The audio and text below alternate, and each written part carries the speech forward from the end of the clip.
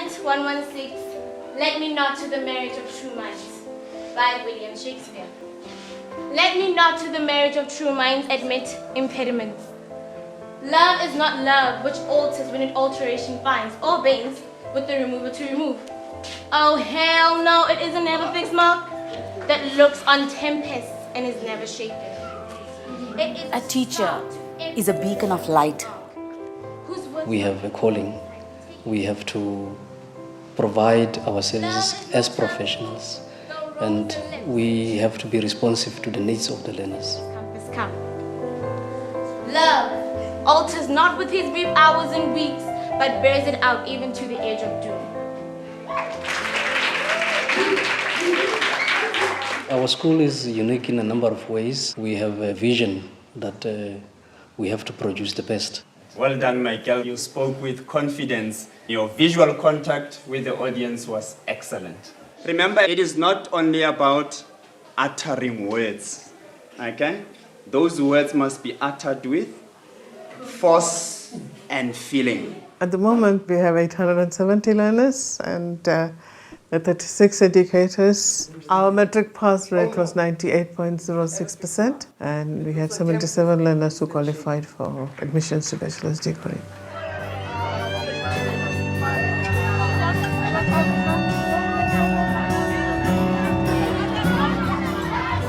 Our principal, she's very dedicated. She's got the feeling like there must always be a drive in you to achieve. You must do your best. I'll try for you.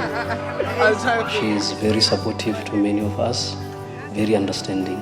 If I know my boss is a person who understands me and my needs, it makes you want to be part of the team. Most of the decision made is not a unilateral decision. It is done with consultation with other stakeholders like the teachers. As a teacher, it makes me feel that I am consulted before a decision is made.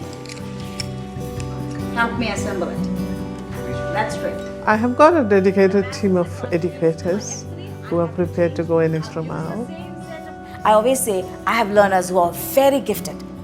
All I'm changing I've is also got learners who are in the middle pace. I've also got learners who are in the bottom line. In your table. So you see, as a teacher, I had to strategize as to how to deal with.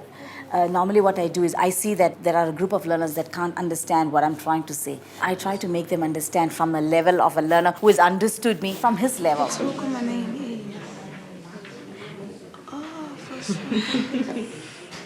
I try to also use the learner just to explain the difficult part in the mother tongue that they are familiar with. My intention at the end of the day is to see that the learner has grasped that concept.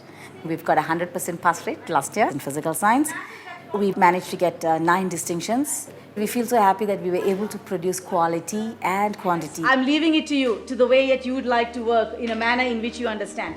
I want the learners to be critical thinkers. When I teach, I keep asking questions so that their minds are really alert. My principal, she's my chemistry teacher and she's a qualified engineer. So it's things like that that empower you to become something more. Most of our teachers here tell us to push more than the limits. So you learn to grow by examples that are set by your teachers. What do we use to test for the presence of starch? Do you still remember? We also try to expose them to things outside the classroom. In the grade 11 year, we take them to the universities to expose them to life at university. My vision for the school is to produce a holistic learner. If a child has done academic sports, involved in other activities, goes home and does homework, is able to cope with the schoolwork, they will be able to succeed in life. To the right. Oh, you saw what happened to Nigeria yesterday? When did they concede a goal? Last second. Why?